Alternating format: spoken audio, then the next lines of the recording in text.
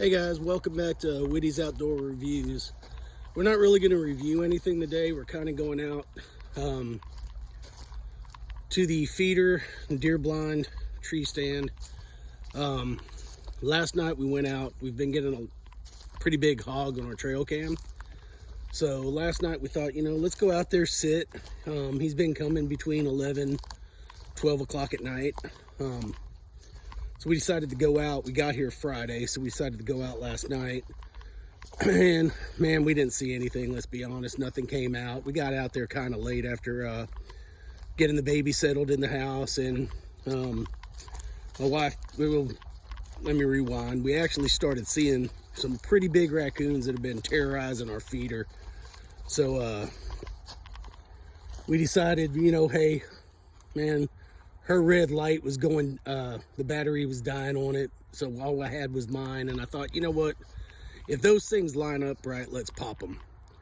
So we actually got two to line up, and I'm like, hey, if you want to take the shot, I'll light them up with my red light. We were using a T2 Pro thermal, so we could see everything moving, but we are still using regular scopes with red lights to actually be able to see at night to take the shot through the scope.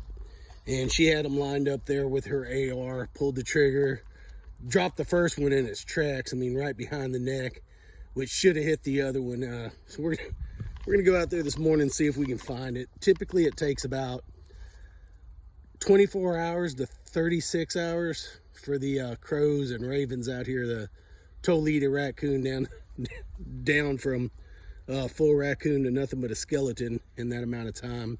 So I'm going to kind of turn the camera around and show y'all where we go and what we've been working with for the last year on this little hunting plot. So we've got a little Jeep, one of those little Massimo Jeeps. So we made a little bridge just across this little gully. Every time it rains, this thing fills up with water. So we didn't want to build anything permanent until we can raise it up, maybe put in a culvert, but this is washed, I guess, to the side twice. So it's just a couple pallets. It's pretty much our bridge to get back here. This is our cut through trail. As you can tell, a lot of it's grown up. Kim doesn't wait. She doesn't like to be videoed, so she's walking way ahead of me. So anyways, this is our cut through trail. It'll come out to our main trail, which basically is the fence line of the property. When my father-in-law bought this place, he had them come in and run a bulldozer down the whole property line, all the way around the property other than the front road frontage. So, gave us some natural trails, but a lot of the stuff's growing up now, which is fine. But it's hard to tell. This is a trail. You can tell how dense the woods are out here. So when you're walking in an area like this, it is now called trail. And then looking back towards the house, you can see through the woods. That's the main trail that goes back to the house, and the side trail that gets us to where we are now. Put people to work. She's out there chopping down stuff. She's the one that shot the squirrel. So we're gonna go, or the raccoon. Yeah, she has to. I shoot squirrels, she shoots coons. We're both trying to shoot this hog and get a deer this deer season. So we're gonna continue down the trail, just show y'all. You can tell how dense the woods are. If you look through, I'll get to some spots where you could actually see game trails. They're all through this property. So it's pretty neat. We're pretty sure we've got some deer bedding down. If you look through here, you can't really tell, but there's game trails all throughout out there. This property next to us is not owned. It's about 7 to 8 acres. Nobody lives there. We're sitting on another 7, but the good thing is behind us is Forestry Service. So there's thousands and thousands of acres of unhunted land that's owned by the Forestry Service. So it's a good thing that we back up to all that property. We have talked to some of the people there. They're not, they're of the mind that if we see a coyote or bobcat, anything like that, and it's on their side. They don't want it as much as we don't, so you know, shoot it. I got one stand sitting here. This is my father-in-law's. We kind of triangulate in on our feeder. We don't have a lot cleared out here, but I mean, hey, we're not sitting on a large piece of land, so, but we've seen plenty of animals, so that's a good thing on a small piece of property. That's just because we're not really next to us. On the other side is a cow pasture, so.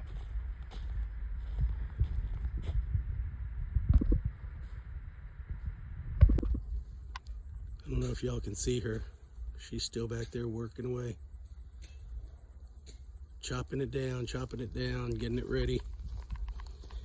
Let me turn us back around here. I'll have to pull him out. So we're stuck out here in the woods. We were walking around.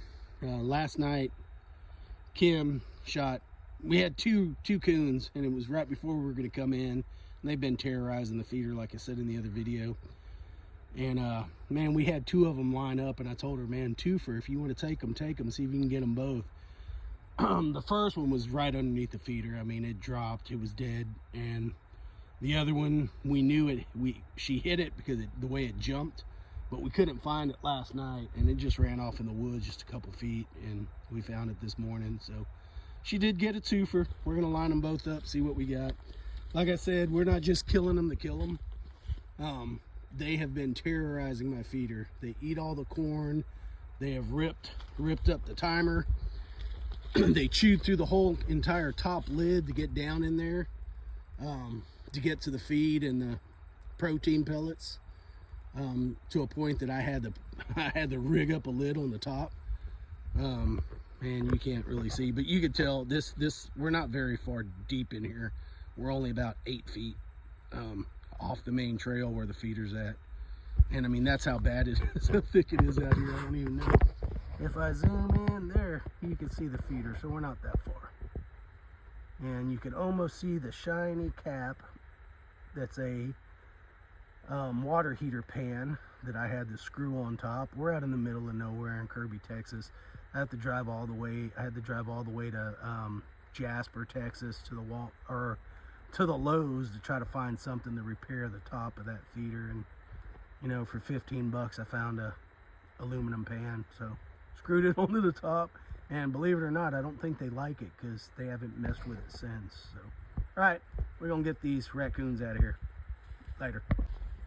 I might have to edit that out. I know some people don't like to see deceased animals, but if you know about these parts of town, this part of town, man, we're overran by raccoons.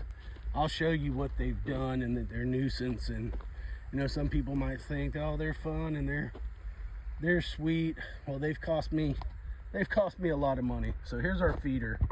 So the first thing I had to do was this was before we even had this place really set up. This was lathing. This was stuff we had laying around the house because these squirrels totally ripped my timer up on my feeder. And the raccoons are the big part. Squirrels too, they've chewed all through this thing. You can see half of it's squirrel, half of it's coon. They climb up the legs. Man, that's the old water heater pan, because they completely chewed a hole through the top of this thing. So, you know, hey, this was our feeder for the year. I still got to paint it. It's a little shiny, but it hasn't stopped anything from coming. But really, you can see there's a little spigot. I had to bolt it to the top, silicone it, but kind of looks like a robot now. But it's been a good feeder. That's one of the Wild Game Innovation feeders. They've got them at Walmart Academy for about 98 bucks. I actually got that off-peak season last year for like $48. And I'll be honest, it has been a really good, reliable feeder for the 48 bucks. You can see we tried to do some squirrel deterrents. Put some slinkies on the legs, but all they do, well, the raccoons, what they do is they stretch it all the way down till it's open. They can get their little paws in there and they climb all the way back up. So yeah, helps for the squirrels, but really doesn't keep raccoons out. But Put a nice little solar on it, and you know, it's got the original battery that it's had for over a year in there, and this solar charger, man, it charges that battery up. We haven't replaced anything, haven't messed with it. You can see it's still feeding good. What we did was, you can see how close we are to the woods. So I put this lathing on all the way around this thing to keep the corn from shooting out. It basically goes down through the bottom here and drops straight down. We have a mix between corn and pellet proteins for the deer. And you can tell there's nothing down here.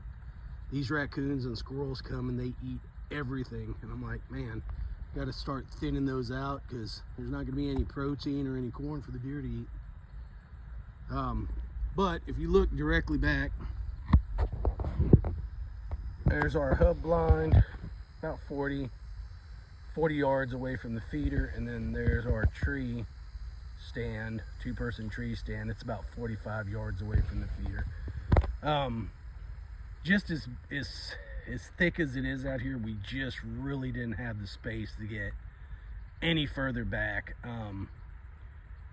And not, you know, necessarily, we just, this was pretty much the only way we could aim with rifles, right?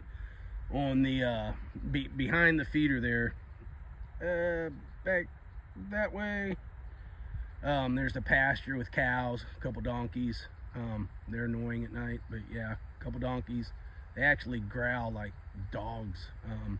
We walked that fence line, that back fence line up to get to the feeder at night, or to get to the hub blind at night, so we're not walking next to the feeder, and that thing will growl at you. And in the middle of the night when it's dark and you're walking through the woods and a donkey's like 5 feet away and you can't see him and he growls, yeah, I've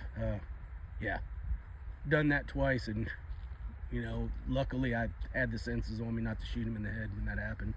But it's pretty eerie when it's dark and quiet. But yeah, we talk about it in you know, our video. I talked about being able to fix a hub blind. That is a hub blind that completely collapsed, that I replaced the legs on. Man, it's been a good blind. It's been sitting out here for a year, over a year, just sitting on that pedestal, and we use it all the time. I left the window open last night so kind of air out, but it's a what is it, 270 see-through, so you can see all the way through it. Man, it's been a good little blind. I actually bought another one just like it. It's been up, the newer model has been upgraded. Those windows that you see up there slide left and right. The upgraded one, they slide up and down. I just think that's a little bit easier.